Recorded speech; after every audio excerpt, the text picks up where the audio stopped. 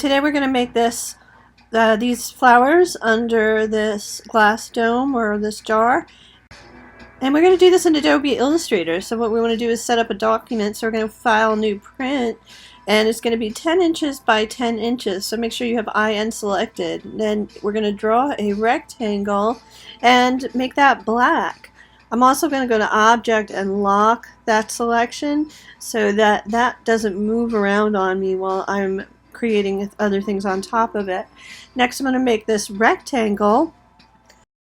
I'm going to fill it with white, and I'm not worried about a stroke on this. I'm going to go to Effects, and I'm going to go to 3D Materials, 3D and Materials, which is available in the new version of Illustrator, so 2022. And I'm going to choose Extrude, and you can see I'm pulling it out here. I'm also going to make the stroke, now I'm going to make the stroke white, so that the whole box is white. And I'm going to move that down and kind of adjust it so it's, well, as you can see how it's placed in near the bottom there. So we have enough of kind of like a table that our next element is going to go on. So that's going to be, we're going to make just a regular square with using effects from the 3D and materials option, and then we're just going to size that the way that we want it and make it a little bit less tall there. So that's going to be the base of our jar.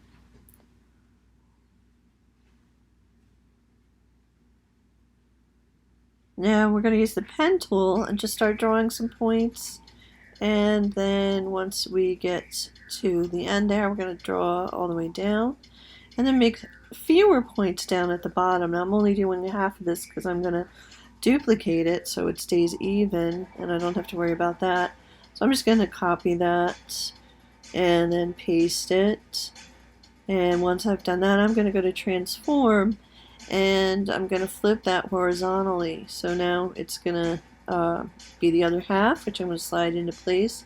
If you need to, you can use the little arrow keys on your keyboard to get that so it's exactly next to that. And then I'm going to go to Window Pathfinder, or if it's up on your screen you can just find it there already, and I'm going to use Unite to make that. I've shift clicked on both sides. I'm just going to unite that into one object. Now I'm going to use the Smooth tool from the toolbox. I'm going to start smoothing down the sides and the top, and this is just going to be a little bit of an adjustment so we can get that round top up here. And so I'm going to just keep kind of smoothing until I get it the way that I want. And I'm just going to use my direct selection tool too. So that's the white arrow to kind of move some of those higher points down a little bit just so that they smooth a little bit better.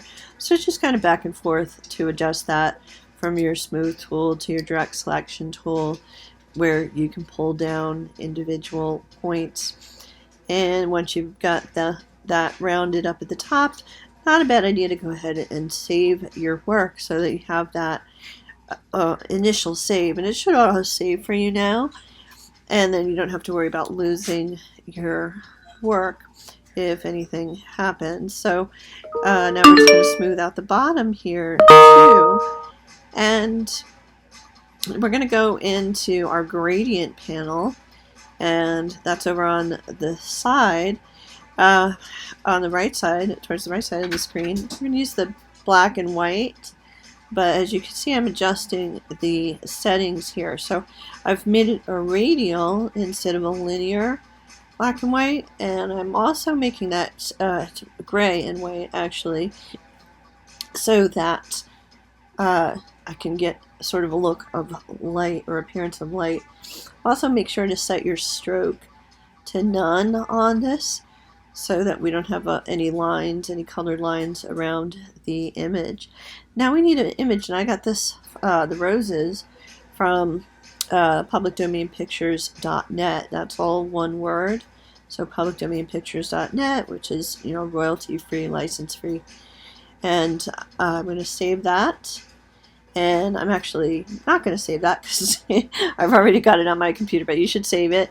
And then we're going to go to File, Place. Now this is going to come in really big. So once you go to File and Place, look for those flowers. And I'm kind of clicking up towards the top to place them because, again, you can see how big they've come in. So I need to fix that by going to Object, Transform.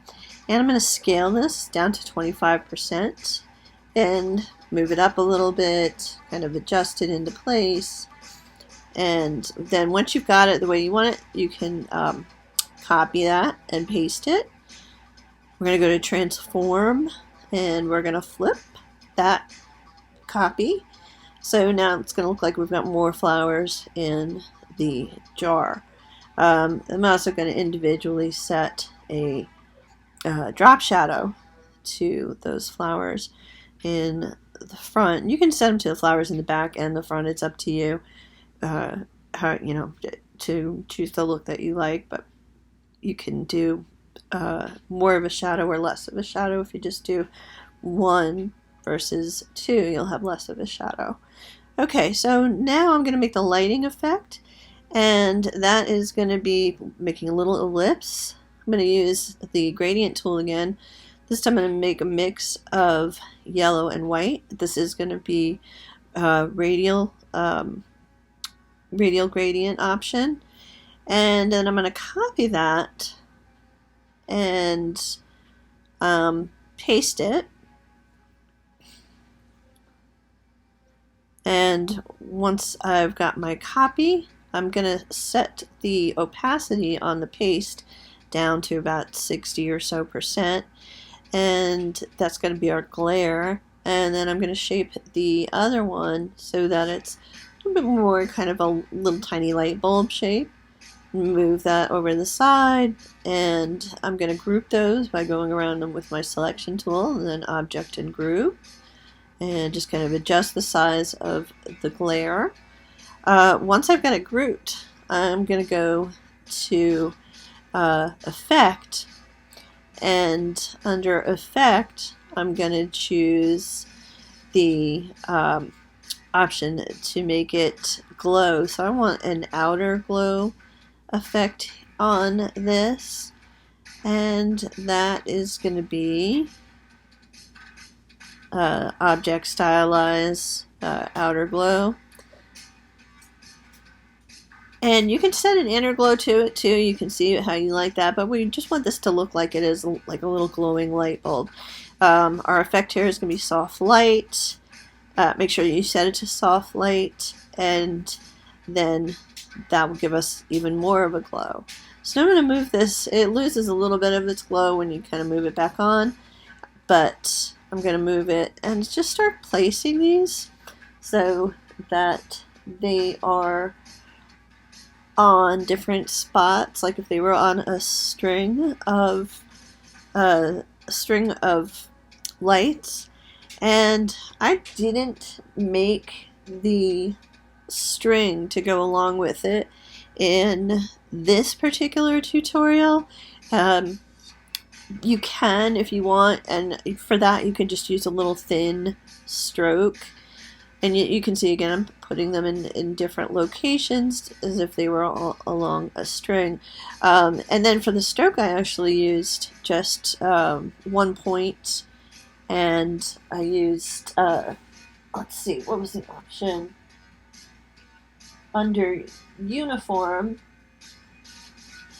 I chose the kind of thick, thin stroke option, and I continued to use the yellow and white gradient for that stroke.